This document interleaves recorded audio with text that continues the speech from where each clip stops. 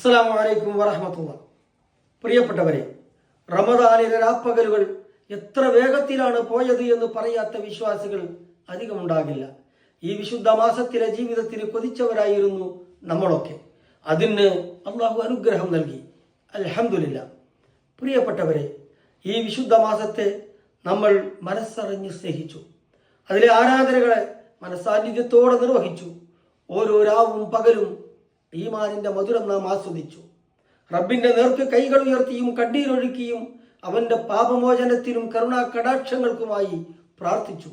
പാപത്തിന്റെ കറകൾ പൊഴിയുന്നതും ഹൃദയം വെളുക്കുന്നതും സന്തോഷത്തോടെ നാം അനുഭവിച്ചു. പ്രിയപ്പെട്ടവരെ, റമദാൻ പോകുകയാണ്.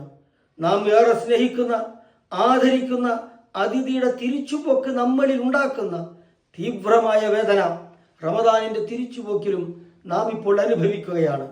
ഈ വിശുദ്ധ മാസത്തിൽ അള്ളാഹുവിന്റെ തൗഫീഖിനാൽ നാം നേടിയ തിളങ്ങുന്ന ജീവിതം വിനഷ്ടമാകാതെ നോക്കുക എന്നതാണ് ഇനി നമ്മുടെ ബാധ്യത.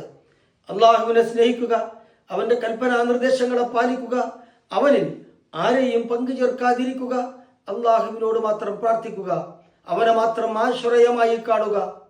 അള്ളാഹുവേ, ഞങ്ങളുടെ നോമ്പുകളെ, രാത്രി നമസ്കാരങ്ങളെ, ഖുർആൻ പാരായണങ്ങളെ, സദഖകളെ, ദിക്റുകളെ, പ്രാർത്ഥനകളെ നീ സ്വീകരിക്കണമേ. നീ കനിഞ്ഞു നൽകിയ വിശുദ്ധ ജീവിതം ഇനിയും നീ നൽകുന്ന ആയുഷ്കാലം അത്രയും നിലനിർത്താൻ ഞങ്ങളെ നീ അനുഗ്രഹിക്കണമേ. റയ്യാൻ എന്ന കവാടത്തിലൂടെ സ്വർഗത്തിൽ പ്രവേശിക്കാൻ ഞങ്ങൾക്ക് നീ തൗഫീഖ് നൽകണമേ. അള്ളാഹു അനുഗ്രഹിക്കട്ടെ.